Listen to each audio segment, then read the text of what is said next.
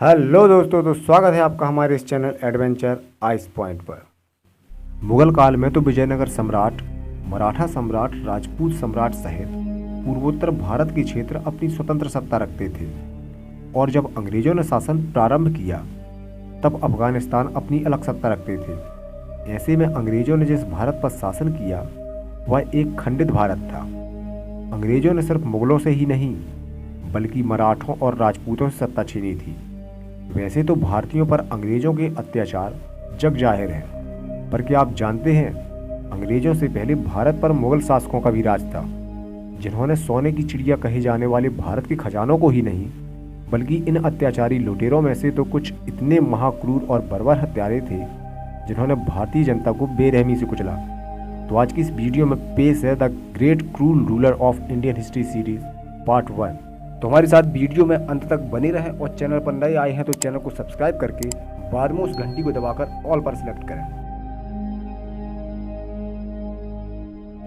भारत में मिहिर कुल को सबसे क्रूर शासक माना गया है। 450 ईस्वी के लगभग हूड़ गांधार इलाके के शासक मिहिर कुल हूड़, सम्राट तोरमाण और उसके पुत्र मिहिर कुल भारतीय इतिहास में अपनी खूंखार और ध्वंसात्मक प्रवृत्ति के लिए प्रसिद्ध है। वैसे मिहिर कुल के बाद हूड़ों में सबसे क्रूर इसका पुत्र अत्तिल्ला हुआ था, जिसने 406 से 453 ईस्वी तक राज किया। अत्तिल्ला के नाम से पूरा पश्चिमी दक्षिणी एशिया के साथ ही पूरा यूरोप कांपता था। जर्मनी से यूराल नदी और डैन्यूब नदी से बाल्टिक सागर तक फैले हूड़ साम्राज्य का यह शक्तिशाली सम्राट था।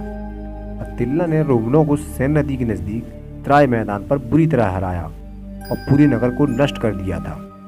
अत्तिल्ला के सैनिकों ने भारत में गुप्त वंश की जड़ें हिला दी थी। उसके सैनिक भारत में लगातार लूटपाट करते रहे। दुनिया में मंगोलों के बाद हूड़ों को सबसे ज्यादा निर्दयी माना जाता है। बता दें कि मिहिर कुल एक शिव भक्त था। शिव के अलावा वह किसी धर्म या संस्कृति पर विश्वास नहीं रखता था। उसने अपने शासनकाल में हजारों शिव मंदिर बनवाए। हूड़ कौन थे, इस पर इतिहासकारों में विवाद है। अधिकतर इतिहासकार हूड़ों को चीन का मानते हैं। इनकी बर्बरता का चित्रण चीनी और यूनानी इतिहासकारों ने भी किया है।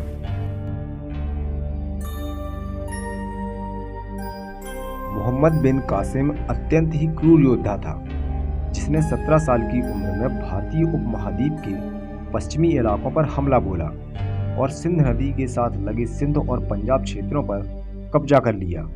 सिंध के दीवान गुंदूमल की बेटी ने सर कटवाना स्वीकार किया, पर मीर कासिम की पत्नी बनना नहीं चाहती थी। इसी तरह वहां के राजा दाहिर ने और उनकी पत्नियों और पुत्रियों ने अपनी मातृभूमि और अस्मिता की रक्षा के लिए अपनी जान दे दी।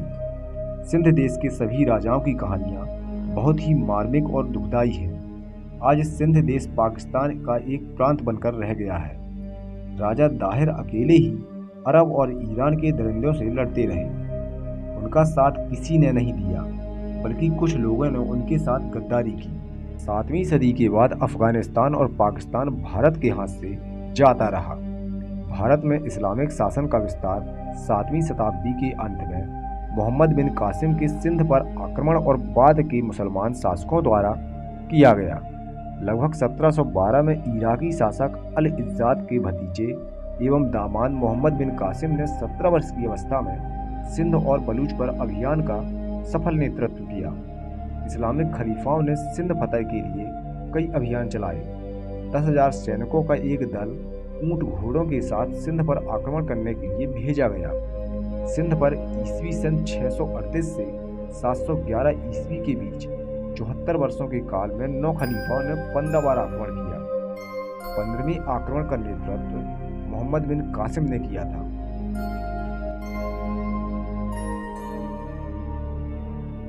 महमूद गजनवी ने भारत पर 1001 से 1026 ईस्वी के बीच 17 बार आक्रमण किए।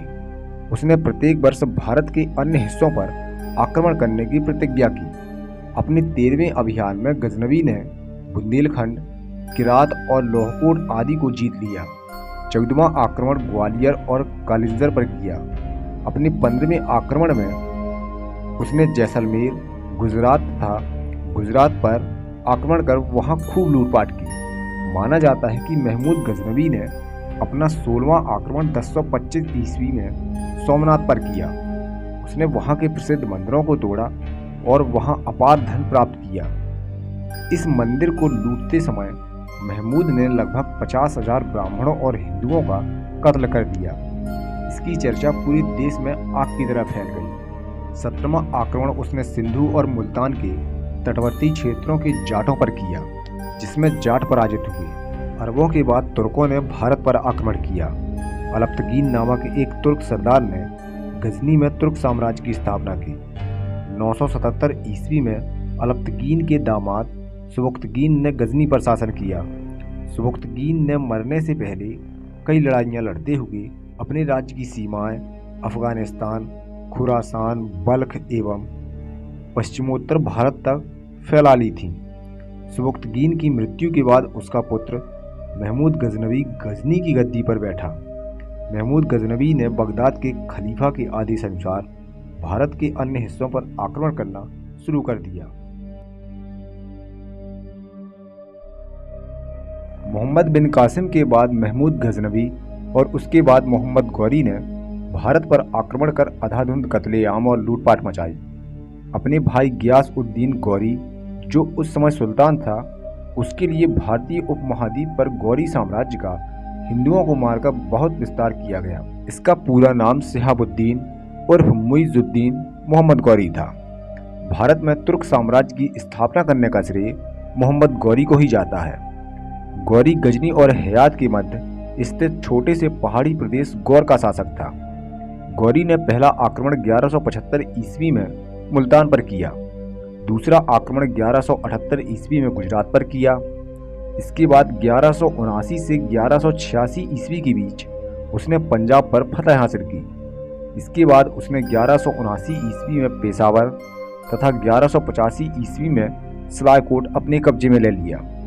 1191 ईस्वी में उसका युद्ध पृथ्वीराज चौहान से हुआ। इस युद्ध में मोहम्मद गौरी को बुरी तरह पराजित होना पड़ा।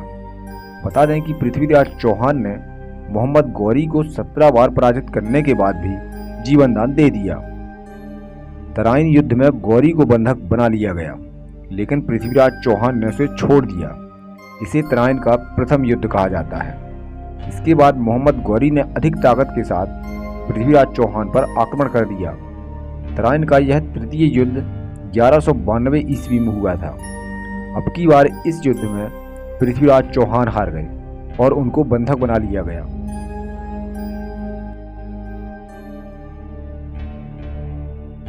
मुसलमानों के लिए अल्लाह के कहर के नाम से कुख्यात क्रूर मंगोल योद्धा ने अपने हमलों से इस कदर लूटपाट की और खून खराबा किया कि एशिया में चीन, अफगानिस्तान सहित उज्बेकिस्तान, तिब्बत और बर्मा आदि देशों की बहुत बड़ी आबादी का सफाया हो गया। चंगेज खान ने मुस्लिम साम्राज्य को लगभग नष्ट कर दिया था। वह एक मंगोल शासक था। वह बौद्ध धर्म का अनुयायी था। चंगेज खान अपनी संगठन शक्ति, बर्बरता तथा साम्राज्य विस्तार के लिए कुख्यात था। भारत सहित संपूर्ण एशिया और अरब देश चंगेज खान के नाम से कांपते थे।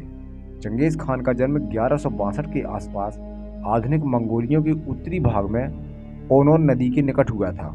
चंगेज खान ने अपने अभियान चलाकर ईरान, गजनी सहित पश्चिम भारत के काबुल, कांधार, पेशावर सहित उसने कश्मीर पर भी अधिकार कर लिया। इस समय चंगेज खान ने सिंधु नदी को पार कर उत्तरी भारत और असम के रास्ते मंगोलिया वापस लौटने की सोची, लेकिन वह ऐसा नहीं कर पाया। इस तरह उत्तर भारत पर संभावित लूटपाट और विभत्स उत्पात से बच गया। अगर आपको हमारे द्वारा दी गई जानकारी अच्छी लगी हो तो चैनल को सब्सक्राइब और वीडियो को लाइक जरूर करें। धन्यवाद।